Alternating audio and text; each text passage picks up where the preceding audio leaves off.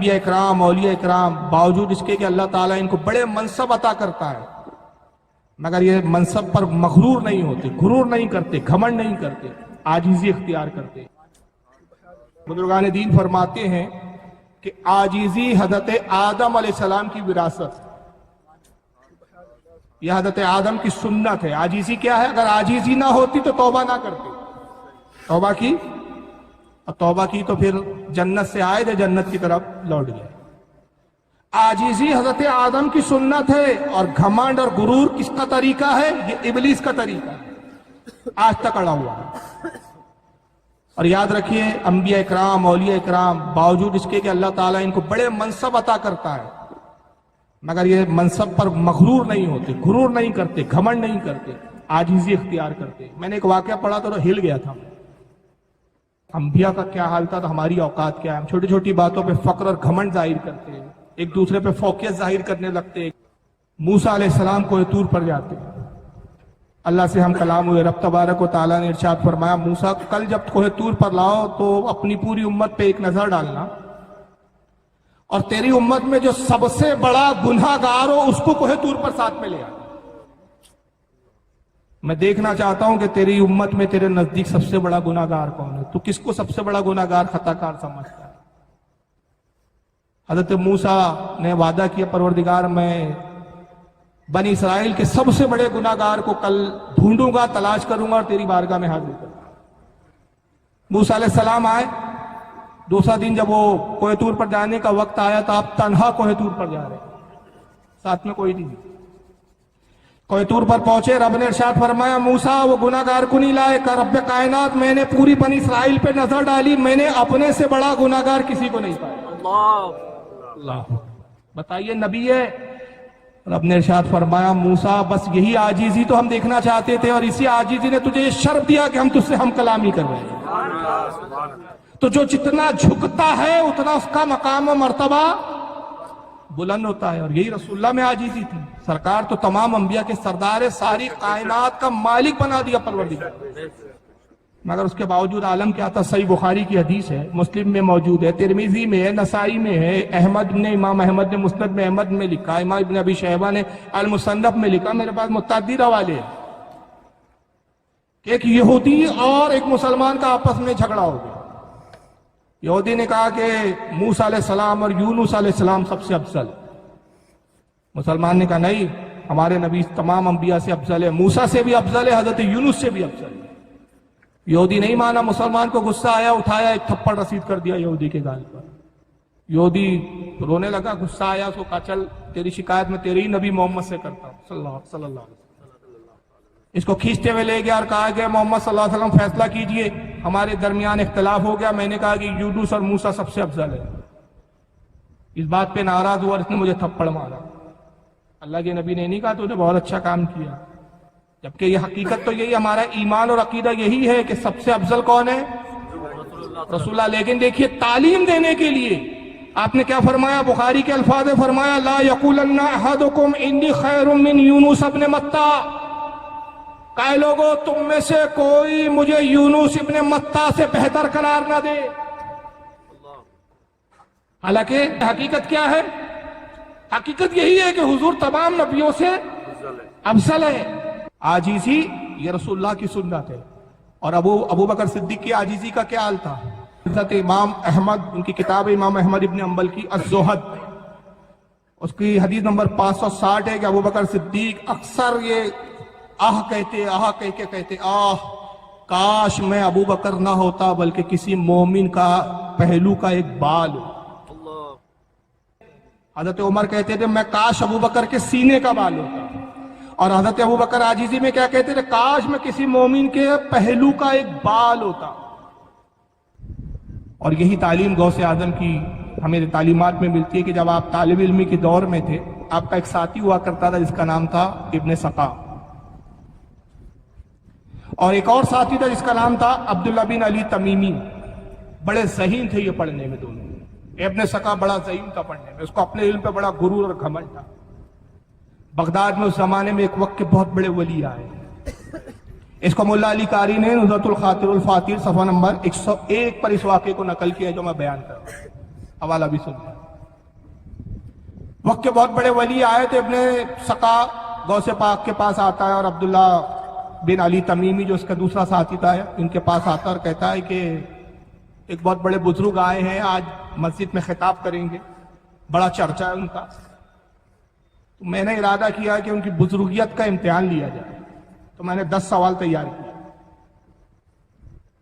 تو میں چاہتا ہوں کہ وہ 10 سوال پوچھوں، اگر وہ جواب دے دیں گے تو میں بھی مان لوں گا کہ ہاں وقت کے بہت بڑے ولی ہیں، بہت بڑے بزرگ ہیں، بہت بڑے عالم ہیں۔ تو عبداللہ بن تمیمی کہتا ہے کہ ہاں تم نے اچھا ارادہ کیا ہے، تم نے سوال کس بارے میں بیان کیا؟ کہا بہت مشکل سوال میں نے تیار کیا۔ کہا میں بھی کچھ مسائل پوچھوں گا۔ کہا عبدالقادر تم بھی کچھ سوال تیار کرو۔ تو غوث اعظم فرماتے کہ میری مجال نہیں کہ میں بزرگوں کا امتحان لوں، میں تو بزرگوں کے سامنے عاجزی کرتا ہوں، انکساری کرتا ہوں، میں تو جاؤں گا صرف فیض لوں گا، زیارت کروں گا اور دعائیں لوں گا۔ اب دیکھیں ایک کی نیت یہ تھی کہ امتحان لینا ہے، دوسرا حامیہ ملا رہا ہے، اور تیسرے سرکار غوث اعظم ہے جو عاجزی کر رہے ہیں۔ جب مجلس میں پہنچے، چکے چھوٹے تھے، بچپنے کا عالم تھا، پڑھائی کا دور تھا، مجمع اور علماء سب بیٹھے ہوئے تھے، پیچھے جگہ ملی، جیسے پیچھے پہنچے بزرگ منبر پہ خطاب کر رہے تھے، نظر پڑی اور تینوں کا نام لیا، کہا ابن سقا قریب آ، اے عبداللہ بن علی تمیمی قریب آ، اور عبدالقادر تم بھی قریب آؤ۔ جب تینوں کے نام لیے یہ تینوں حیران ہو گئے، کانپنے لگے کہ ہمیں کیسے جانتے ہیں، ہم تو پہلی بار مل رہے ہیں۔ ڈرتے ہوئے آگے پہنچے، ابن سقا آگے تھا، تو آپ جلال میں کہا ابن سقا تیرے 10 سوال یہ ہے اور اس کے جوابات یہ ہیں۔ سوال بھی بتا دیا، جواب بھی بتا دیا۔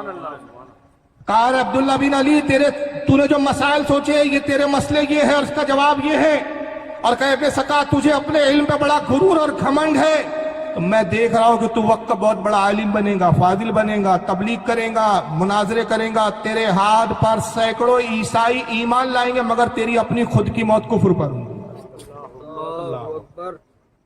تیرا علم جو ہے تیرے مغرور علم تجھے لے ڈوبے گا۔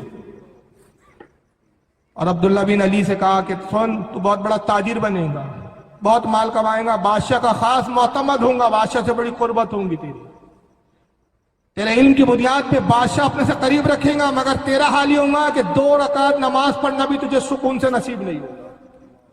جب یہ دونوں کے بارے میں کہا تو شیخ عبدالقادر غوث پاک کانپ گئے کہ اب میں بھی ساتھ میں آیا ہوں تو میرے بارے میں بھی کوئی بد دعا کے الفاظ نہ کہے۔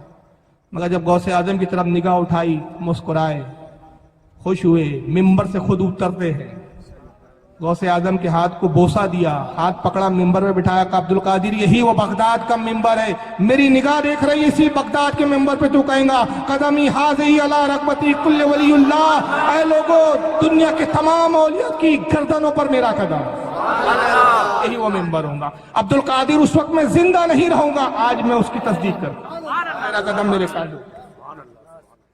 اور نتیجہ یہی ہوا، ابن سقا بہت بڑا عالم، فاضل، مناظر بنا، عیسائیوں کے علاقوں میں جاتا، مناظرے کے چیلنج کرتا، بستی کی بستیاں پلٹا دیتا، مناظرے میں شکست ہوتی پادریوں کو، پوری بستی اسلام میں داخل ہوتی، حتیٰ کہ ایک شہر کی طرف گیا، بادشاہ کو اطلاع ہوئی، عیسائی بادشاہ تھا، اس نے کہا یہ یہاں آیا، یہاں کی بھی آبادی جو ہے یہ پلٹا دیں گا، مسلمان کر دیں گا۔ ایک روایت ہے کہ اپنے وزیر سے کہا کہ کچھ حل کر، تو اس کی وزیر کی ایک خوبصورت بیٹی تھی، اور ایک روایت یہ ہے کہ بادشاہ کی اپنی خوبصورت بیٹی تھی۔ اس نے اپنے بیٹی سے کہا کہ اب بیٹی تو ہی اس شخص سے ہمیں بچا سکتی ہے، ہمارا مذہب اب تیرے ہاتھ میں بچانا۔ چنانچہ نتیجہ یہ ہوا کہ بیٹی کو اس راہ پر انہوں نے بھیج دیا جس راستے سے یہ آ رہا تھا گھوڑے پر، وہ سور چرا رہی تھی، عیسائی لوگوں کیا سور کھاتے معاذ اللہ۔ ابن سقا گھوڑے پہ جب اس آبادی کے اندر داخل ہوا، دیکھا کھیت میں سور چرا رہی ہے، نظر پڑی، عاشق ہو گیا، کہا تو کس کی صاحبزادی ہے؟ کہا میں وزیر کی بیٹی ہوں، کہا میں تجھ سے نکاح کرنا چاہتا ہوں، کہا اس کے لیے تو میرے باپ کی اجازت ضروری ہے، کہا چل تیرے باپ سے بات کرتے۔ وزیر کے پاس لائی، وزیر بادشاہ کے پاس لایا، کہا میں اس سے نکاح کرنا چاہتا ہوں، کہا میں کوئی اعتراض نہیں مگر صرف ایک شرط ہے۔ کہا کیا؟ کہا عیسائی مذہب قبول کر۔ کچھ دیر اس نے سوچا اور پھر کہا اچھا مجھے منظور ہے، نعوذ باللہ من ذالک، عیسائی ہو گیا، سور بھی کھایا، اس سے نکاح کیا اور اپنے دین کو چھوڑ دیا۔ اور موت کس پر ہو رہی ہے؟ کفر پر۔ اور عبداللہ بن علی تمیمی خود کہتے ہیں کہ میرا واقعی وہی حال ہوا، بزرگ کی بد دعا کا اثر یہ ہوا کہ میں نے مال بھی خوب کمایا، تجارت بھی خوب کی، حتیٰ کہ میرے علم نے مجھے یہ فائدہ دیا کہ بادشاہ مجھ سے مشورہ کرتا، میں بادشاہ کے قریب ہوا، मगर अपनी दौलत और कारोबार में ऐसा डूबा अपनी दुनिया में कि नमाज पढ़ने खड़ा होता और हिसाब के चक्कर में पड़ जाता है, इसको देना है, उसको लेना है, इसको भूल जाता है कि 2 रकात पढ़ी कि 1 रकात पढ़ी कि 3 रकात पढ़ी। ता जिंदगी में सुकून से नमाज नहीं पढ़ सका। अब दुनिया ने और तारीख ने मंजर भी देखा कि सरकार गौसे आजम मिंबर पे तशरीफ लाए और ऐलान किया मेरा कदम तमाम औलिया अल्लाह की गर्दनों पर। तो ये आजीजी ने सरकार गौसे आजम को इतना बुलंद किया। हजरत शेख शरफुद्दीन सादी शिराजी, इनको हाफिज शिराजी कहा जाता है, गुलिस्तान सादी इनकी फारसी जबान में पहले मदारिस में पढ़ाई जाती थी, अभी पता नहीं पढ़ाई जाती है कि मौलाना साहब अभी कई है। पहले तो एक कंपलसरी टाइप की थी, आजकल फारसी अभी बहुत सारे मदारिस में नापैद हो गई है, नहीं पढ़ाई जा रही है। लेकिन बहरहाल पहले दर्स में दाखिल थी शेख सादी की ये गुलिस्तान, और कुछ अज़ब मैंने मुफ्ती गुलाम अहमद साहब से अल्हम्दुलिल्लाह पढ़े हैं, उसके अंदर ये लिखते हैं गुलिस्तान सादी के अंदर सफ़ा नंबर 54 के अंदर 54 में एक बुजुर्ग के हवाले से लिखते हैं कि वो कहते हैं मैं हज के लिए गया और बड़ी तमन्ना थी कि खाने काबा में एक ऐसे वक्त की नमाज पढ़ूं मैं कि मेरे अलावा काबे में कोई नहीं, मगर जब मैं जाता तो काबे में कोई ना कोई मिल ही जाता। सर्दी के दिन थे, एक रात मैं उठा और कहा कि आज खाने काबा में शायद बड़ी शदीद सर्दी है, सख्त सर्दी है, आज तो कोई नहीं होगा। मैं गया और कहते हैं कि मैं रात में जब काबे में दाखिल हुआ तन्हाई में नमाज पढ़ने लगा, खुश हुआ कि आज वो तन्हाई मैसर आई, मगर देखता हूं कि एक रोने की आवाज आई और कोई रो के कुछ अल्फाज कह रहा है। करीब हुआ, देखा एक शख्स गिलाफे काबा में अपने आप को लिपटाए हुए और रोते हुए कहता है परवरदिगार कयामत के दिन मुझे नाबीना उठाना। ए अल्लाह मैं तुझसे कुछ तलब नहीं करता, कुछ नहीं मांगता, सिर्फ ये मांगता हूं कि कयामत के दिन मुझे नाबीना उठाना। बुजुर्ग कहते मैं बड़ा हैरान हुआ कि कितनी अजीब दुआ है इस शख्स की। अरे हदीस पाक में तो यह आया है कि जो दुनिया में नाबीना और अंधे हैं वो भी कयामत में बीना हो जाएंगे, और फजल और बरकतें और मनाकिब इनके ये है, फजीलत ये है नाबीना की कि ईमान पर खात्मा हुआ तो सबसे पहले अल्लाह का दीदार यही लोग करेंगे। जो दुनिया में नाबीना थे सबसे पहले दीदार इलाही इन्हीं को नसीब होगा। तो हर कोई वहां बीना होगा, कोई ऐबदार ना होगा, हर जन्नती जो है बेऐब होगा। ये कैसा शख्स है जो कहता है नाबीना उठा। कहते इश्तियाक हुआ कि इस शख्स को देखो आखिर कौन है। जब वो शख्स गिलाफ से बहुत देर तक लिपट के रोता रहा, जब उसने गिलाफ काबा से अपने आप को जुदा किया तो मैं हैरान हो गया। वो शेख अब्दुल कादिर जिलानी गौसे आजम थे। कुर्बान जाऊं मेरे शेख। एक तरफ तो आप बगदाद में ये ऐलान करते हैं मुरीदी ला तकफ अल्लाह रब्बी अतानी रिफतो निलतुल मनाली। ऐ मेरे मुरीद किसी से खौफ ज़दा ना हो, घबरा नहीं, मैं तेरा पीर अब्दुल कादिर हूं, रब ने मुझे बड़े बुलंद मकाम अता किए हैं। शेख एक तरफ तो आप ये ऐलान करते हैं नजर तो इला बिलादिल्लाही जमा का खरदलतीन अला हुक्म इत्तिसाली। अल्लाह ने मुझे वो मकाम दिया कि मैं अल्लाह के तमाम शहरों को ऐसे देखता हूं जैसे मेरे हथेली में राई का दाना रखा हुआ हो। एक तरफ तो आप ये कहते हैं कि मुरीदी ला तकफ वाशिन फाइनी अजूमन कातिलुन इंदल किताली। ऐ मेरे मुरीद किसी चुगलखोर से खौफ ज़दा ना हो, कोई अगर तेरी चुगलियां करता है तो डर मत, मेरे पास बड़ी तेज धार वाली तलवार है और मैं खूब कत्ल करना तेरे बदबू को खूब जानता। ये तलवार खूब गोश्त काटने वाली। एक तरफ आप अपने मुरीदों को ये बशारत देते हैं, एक तरफ अपने मकाम व फजाइल बयान करते हैं, और एक तरफ ये दुआ है। शेख ये क्या मामला है? आपने कहा वो दर्जे हैं कि जहां रब कहता है तो मैं बयान कर देता हूं, मेरा रब का हुक्म होता है तो मैं मिंबर से कहता हूं। और जो तू ये देख रहा है ये दुआ इसलिए कि कयामत के दिन रसूलुल्लाह सल्लल्लाहु अलैहि वसल्लम मेरे नाना जान होंगे, मेरे जद मौला अली, इमाम हसन, इमाम हुसैन होंगे, और मैं गुनाहों के साथ उनकी बारगाह में आऊंगा तो मुझे शर्म आएंगी कि उनसे निगाह मिला पाऊं। इसलिए दुआ कर रहा हूं रब्बे कदीर मैं गुनाहगार खताकार हूं, कहीं शर्मिंदगी ना हो तो नाबीना उठा के शर्मिंदगी कम हो जाए। ये गौसे पाक की आजीजी है, मगर आज मुसलमानों में आजीजी नापैद नजर आ रही है। सारा जोर हमारा अपने ही मुसलमान भाइयों पर है। बदअकीदों से लड़ने में हमारी यूं होती है, लेकिन अपने भाई से तो फिर ये है आजा। ये हमारा हाल है आज का। आजीजी खत्म हो गई, इनके सारी खत्म हो गई।